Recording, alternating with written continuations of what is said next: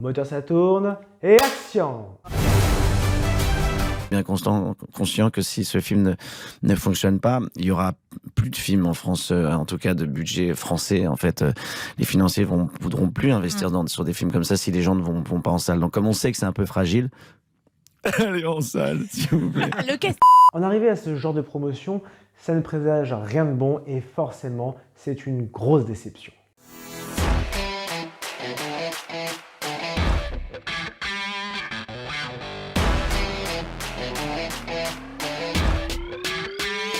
Salut, c'est Ludovic de Mediashow et j'espère que tu vas bien. Avant de débuter cette nouvelle vidéo, n'oublie pas de t'abonner à la chaîne YouTube, mais également de la partager avec tes amis et tes proches. Aujourd'hui, c'est question de Astérix Obélix, l'Empire du Milieu, le 5e film en prise de vue réelle de la célèbre BD de René Goscinny et Albert Uderzo.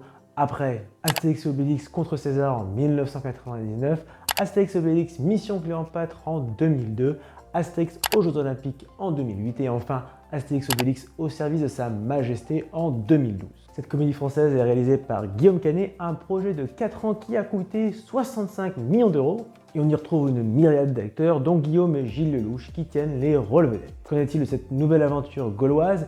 Verdict d'après séance de nouvelle médiacritique, sans spoiler.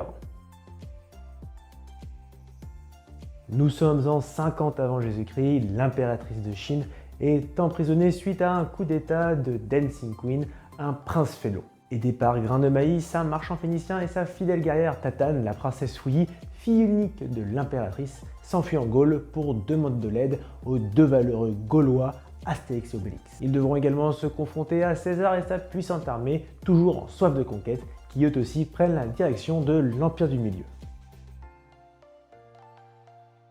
Malgré un démarrage très prometteur, considéré comme le 7e meilleur de tous les temps pour le cinéma français, le film a tout de même reçu de très mauvais retours presse et spectateurs. Rien de très glorieux lorsqu'on voit la moyenne de spectateurs sur Allociné et Sens Critique, mais étant un aficionado de l'univers d'Astérix Obélix, je me suis tout de même rendu en salle pour visionner ce long métrage, mais forcément je n'en attendais pas grand chose. Et restons objectifs, scénaristiquement c'est très décevant. Alors ce n'est pas si catastrophique si on compare aux précédentes adaptations car c'est globalement divertissant, mais on est très loin de l'excellent film d'Alain Chabat. Bon, concrètement, quels sont les éléments qui mettent en échec cette réalisation? Personnellement, j'en retiens 3. Le premier, c'est le scénario qui est très mal écrit, vide d'intérêt, avec une histoire certes originale puisqu'elle n'est pas tirée d'une bande dessinée, mais qui ne respecte en rien à l'univers de René Goscinny et Albert Uderzo. En effet, au lieu de proposer une aventure palpitante au cœur de l'Empire du Milieu, le film n'est finalement qu'une succession de sketchs pour la plupart ridicules. Et malgré quelques passages drôles, l'humour est d'une lourdeur, parfois vulgaire, et qui manque à mon sens de finition. Le second, c'est la surenchère de caméos, avec un nombre démesuré d'invités qui pour la plupart n'apportent rien à l'histoire. Guillaume Canet en oublie totalement le cœur de cet univers, Astérix Obélix. La chimie entre les deux personnages est absente, au profit de chamailleries agaçantes et pour la plupart inutiles, et surtout parasitée par un Jonathan Cohen qui, à mon sens, occupe beaucoup trop de place dans ce récit. Je trouve qu'il y a beaucoup trop de coups de cœur dans cette aventure.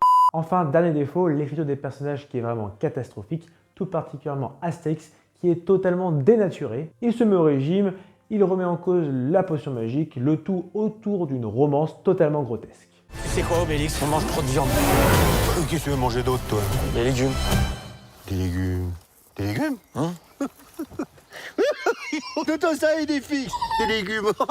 Ne parlons même pas de César qui manque clairement de profondeur et de sérieux. Faire le signe du chanteur Jul, vraiment? Mais alors que reste-t-il de cette réalisation? Eh bien étonnamment, sur le plan visuel, je suis agréablement surpris par le résultat. On se rapproche déjà un peu plus de l'univers d'Astérix et Obélix, avec de belles références visuelles à la bande dessinée et même aux jeux vidéo. Un village gaulois entièrement construit, le fameux bateau pirate, même si la scène est à mon sens gâchée par un combat pitoyable. Les costumes et décors sont soignés, il y a de bons effets spéciaux, les scènes de combat sont plutôt cool avec l'attaque tourbillon de Obélix qui m'a fait sourire, et enfin les défixes toujours aussi mignons. Merci. De rien.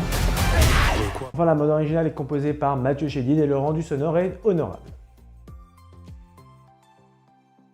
Parmi cette myriade d'acteurs, que peut-on retenir? Guillaume Canet est le pire Astérix, Marion Cotillard est vulgaire en Cléopâtre, Zlatan Ibrahimovic ne sert à rien, Jonathan Cohen est insupportable et Vincent Cassel aurait pu faire un excellent César s'il n'avait pas été décrédibilisé par ce comportement ridicule. On retiendra tout de même deux révélations. Gilles Lelouch succède dignement à Gérard Depardieu et s'approprie brillamment les mimiques d'Obélix. Et José Garcia qui est juste excellent dans le rôle de Biopix qui signe très certainement le meilleur personnage de cette histoire. J'adore quand tu dis ça, j'adore. Ah, tu le dis bien, tu le dis bien. Et ils sont où? Et ils sont où les Égyptiens? Il est vraiment drôle et s'implique énormément dans son personnage. Petite mention spéciale à Gérard Darmon pour la voix off. Pour résumer, malgré son caractère divertissant et une mise en scène honorable, Astérix Obélix, l'Empire du Milieu, réalisé par Guillaume Canet, est dans l'ensemble une grosse déception avec un scénario très mal écrit et très loin de l'univers de René Goscinny et Albert Uderzo. C'est pour ça que j'ai attribué une note de 11 sur 20.